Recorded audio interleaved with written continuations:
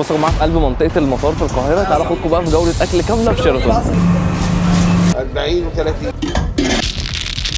هنفطر بقى وهنتغدى وهنتعشى في شيراتون. بصوا هنقضي يوم كامل كده، نشوف بقى الدنيا تمشي معانا عامله ازاي. وتعالوا نبدا، فاضل دقايق خلاص والدور يأذن، فاحنا قلنا بقى بدل ما نروح نفطر والدور يضيع علينا فنروح نصلي الظهر وبعد كده بقى نطلع نرجع نفطر. شيراتون برضو رايقه قوي وهاديه، خصوصا الصبح. بالليل بقى بتلاقيها كلها سبوتات، فبتلاقي الدنيا زحمه شويه بعكس الصبح. ده المسجد اللي احنا هنصلي فيه، مسجد الرحمن. المسجد ده انا عامه صليت فيه كتير، يعني مش اول مره اصلي فيه.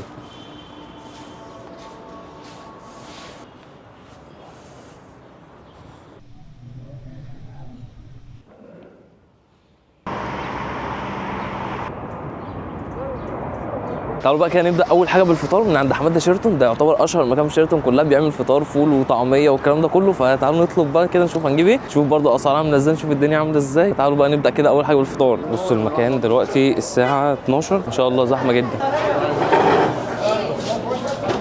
بص بقى احنا دلوقتي دخلنا المكان ما شاء الله زحمه جدا. الساعه دلوقتي 12 و42 دقيقه والمكان زحمه جدا ما شاء الله. عايزين نطلب، قول لي طيب في ايه؟ اصناف الفول مثلا فول اسكندراني وحار وزبده وعادي، وايه تاني؟ طعميه عاديه وبسطرمه. ماشي انا كده عرفت. فول ليمون معصفر وفول حار وطعميه كيري وطعميه بسطرمه ومسقعه واومليت، بيجي معاهم سلطات وطحينه والكلام ده بالطلب. نجيب ايه تاني؟ في بطاطس جمبري ولا بطاطس عاديه؟ واحد بطاطس عاديه وواحد شيبسي. في ميه سلطه ولا حاجه؟ روق علينا الدنيا كده يا عم.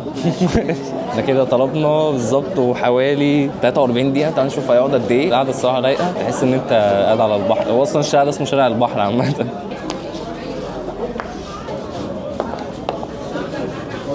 ده المعصفر، ده الزيت الحار، دي المسقعه، دي البطاطس، فاضل الطعميه كده. بص بقى كده الحاجه نزلت. تعالوا نبدا اول حاجه بالشيبس. جاي مش قوي، طول ما انت قاعد صواني رايحه صواني جايه صواني داخله. بص بقى طبعا عيش برده. تعالوا كده نبدا اول حاجه بالفول المعصفر. تسلم ايدك. بص ده فول بيبقى بالليمون المعصفر، بعشقه. بص بقى ده فول زيت حار، تقليبه كده جاي من الزيت الحار ده. ده حجم البطاطس، بطاطس عاديه. دي كده الطعميه، دي البسطرمه. الطعميه فيها بسطرمه كتير، الطعميه كبيره قوي. الطعميه البسطرمه دي تحفه. بص الميزه ان الطعميه سميكه مش رفيعه، فمش هتلاقي ناشفه معايا، هتلاقي الطعميه طريه. دي بقى الكيري، ده شكلها يا نهار ابيض جامده قوي. الكيري خطيره. تعال بقى على المسقعه. اخر حاجه بقى نختم بيها وهو الاومليت. ده طلبت اومليت ساده خالص، بيبقى عليه خضار بس. كده بقى احنا يعتبر خلصنا الفطار. بعد الفطار طبعا مصري اصلي شبه ده لازم نحبس بكوبايه شاي بالنعناع في البراد. فتعالوا بقى نعدي الجنب التاني في قهوه كده كنت على طول بقعد فيها، نشرب من عندها كوبايه شاي بالنعناع ونكمل بقى اليوم. نشوف بقى هنعمل ايه تاني. ده كده ريسيت، حساب كله 196 يعني حوالي 200 جنيه. تفطر انت وثلاثه تدفع 200 جنيه، حلو جدا. كده بقى خلصنا فطار خلاص وحسبنا. فتعالوا بقى نشرب كوبايه الشاي. بصوا هتلاقي القهوه مستخبيه كده بعد ما تعدي السكه على طول في شارع البحر. عايزين براد شاي بالنعناع كف 3. براد الشاي كف 3 وبراد اخر 52. براد 2 وقهوه موجود. طلبنا بقى كده براد الشاي. لازم نحبس بعد فطار زي ده طبعا، لازم نحبس بكوبايه شاي.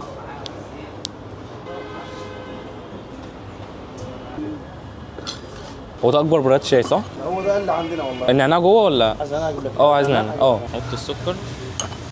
انا مش بحب السكر الكتير. احط جوه كوبايتين. تسلم.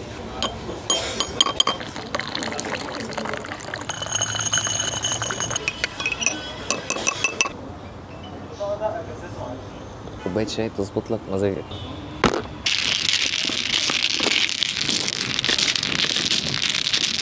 كده صايمه.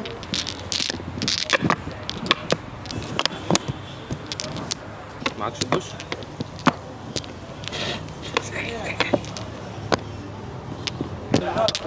لا انا كده بص كف ده كف مش هتستغل الشاي دي.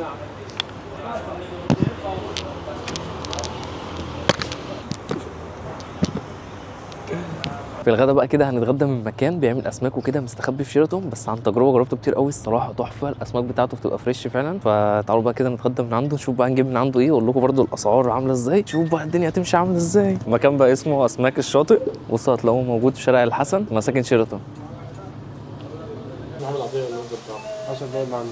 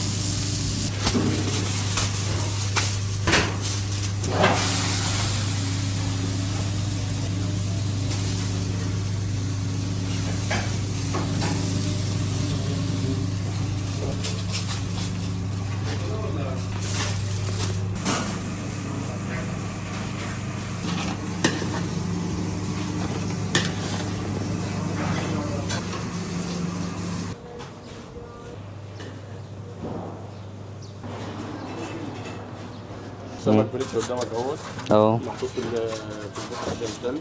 نقي السمكه اللي انت عايزها وبعد كده بتيجي توزنها جنبك على طول. السعر مكتوب عليه كل حاجه قدامك. فكره يا جماعه، مش اول مره ليا اجرب المكان، وده مش اعلان بس انا جربته كتير والمكان ما شاء الله بجد عالمي. ده المنيو بتاعهم. عايز سمكيه بوري رده. الجمبري بتعملوه ازاي؟ الاسكندراني بيبقى فيه شوربه ولا من غير؟ طب عايز ربع وواحده بوري. طلع بقى الحاجه وجبه معاها السلطه والرز وكده. 400 صح؟ ماشي اتفضل حبيبي ربنا يخليك. بس كمان برضو هتلاقي عندهم قعدات هنا. اصحاب ماشي حبيبي. بص بقى، احنا كده طلبنا جمبري اسكندراني وبيجي معاه كمان الشوربه بتاعته، وطلبنا كمان سمكيه بوري رده. طبعا بقى طلبنا يبقى معاها رز ومعاها سلطه وعيش طبعا وليمون وطحينه والكلام ده كله. تعالوا كده نبدا اول حاجه شوربه الجمبري. تعالوا نجربها. حجمها عملاق، حرشه كده تحسها فيها سنه سبايسي وفيها طماطم كتير. بص بقى، ده الجمبري الاسكندراني. بصوا حجمه عامل ازاي. تمسك الجمبري تقشرها كده. ده حجمها، تحسه مسكر قوي، مفتوح كده عشان كيس الرمله بتاعه. يا لهوي على الحلاوه.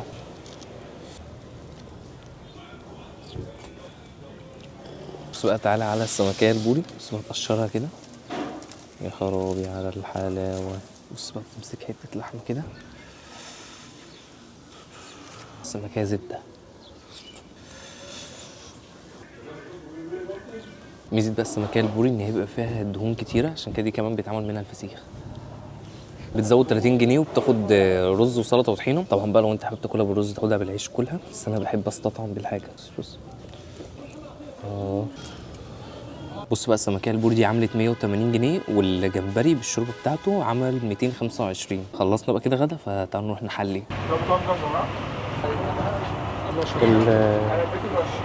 ممكن نجيب فخفخينه ايس مكسرات. اقول له بس فخفخينه دي عباره عن ايه؟ في اكتر من نوع فخفخينه. هي عباره عن ايه اصلا؟ فواكه وعصير وايس كريم. دي اللي ب 70 عليها ايس كريم. طب دي هاخدها ايس كريم. نوع الايس كريم اللي انا عايزه ولا ايس كريم ساده؟ فانيليا وشوكولاته ومانجا وفراوله. اخر مشهور يا عم حبيبي انت مش جلاصص قوي. حبيبي ربنا يخليك. ماشي حبيبي خلاص بقى حبيبي ما تسلم. بص هناخد فخفخينه اللي هي اللي انت قلت عليها، اللي فيها ميكسات الفواكه كلها، عليها ايس كريم فانيليا بس فانيليا نوع واحد. احنا طلبنا فخفخينه اللي هي ب 70 جنيه بتبقى بايس كريم. شكلها رهيب. بص يبقى فيها مانجا وشمام وكيوي وفراوله وبلح. هي فيها تقريبا فاكهه الموسم كلها، وعليها كمان بولتين ايس كريم. دي عملاقه. ايه كل ده بجد؟ تعال نجرب الايس كريم بعد كده نجرب الميكس ده. ايس كريم رهيب. ممكن ده فيها موز كمان. ده فيها اناناس. ايه كل ده؟ رهيبه. الاختراع ده ب 70 جنيه ما اعرفش ازاي. ده فيه اناناس وفيه موز وفيه تفاح مش طبيعيه. طبعا بقى بعد اكله سمك شبه اللي احنا كلناها كان لازم نحلي بقنبله شبه دي فخفخينه اللي احنا كنا بنقولها زمان واحنا صغيرين في اسكندريه ب 70 جنيه. بص فيها كل حاجه انت نفسك فيها. وانت ايه رايك في الاقتراح؟ جامد والله، انا ما اعرفش ازاي كل ده ب 70 جنيه. ده فيها فاكهه الموسم كلها تقريبا. احنا اسعارنا هنا كويسه جدا وفي برضه ميكسات جديده وعلب كتيره. الجوله الثانيه في شيراتون بقى باذن الله يا رب. انتوا بقالكم قد ايه هنا؟ نعم بقالكم قد ايه؟ اكتر من 8 سنين. ما شاء الله. الصراحه دي اول مره اجربها. انت اللي نورتنا يا جو. حبيب قلبي. حبيب قلبي.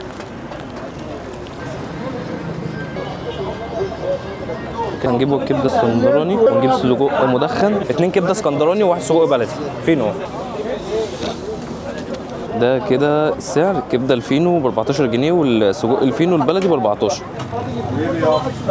مكان ما شاء الله زحمه جدا. بص المنيو بتاعهم كبير قوي، عندهم اصلا مشويات وحاجات معموله على الجريل وكبده وسجق. عندهم منيو كبير قوي، فاحنا بس طلبنا كبده وسجق بس عشان طبعا اليوم كان كبير، فاحنا طلبنا حاجات خفيفه كده.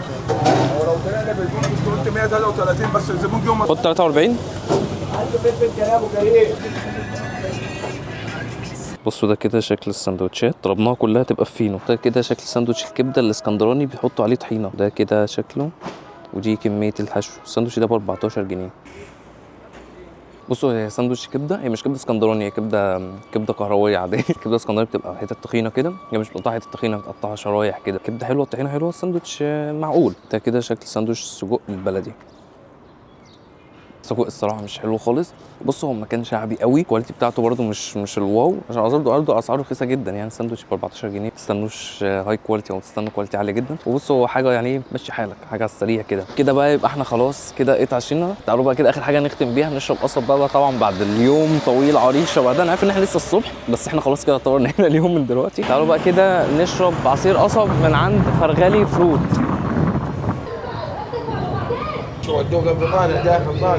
المنيو بتاعهم ما شاء الله عملاق، تقريبا في كل حاجه انت ممكن تتخيلها. بص بقى سعر القصب من 15 ل 20، ده الصغير والكبير والقصب باللبن بقى عندهم كل حاجه.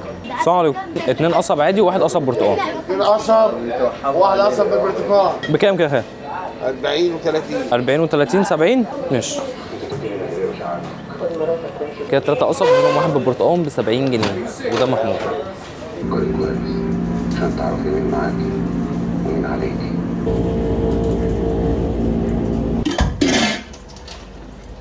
بس تتفقي مع زمزم انها تهربك، كنت تطلعي المصلحه عليها، ما جيتيش عليها هنا ليه هدايا؟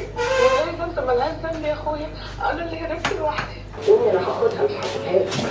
معاكي ومين عليكي. كاميرا نورتني. اهي امسك. شايف نفسك؟ شايف نفسك؟ استنى اهي امسكها دي. بصوا هنا بقى كل الفاكهه الفريش اللي انتم ممكن تتخيلوها.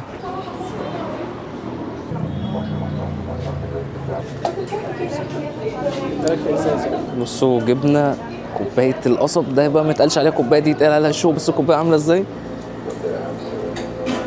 كوبايه قصب منعشه،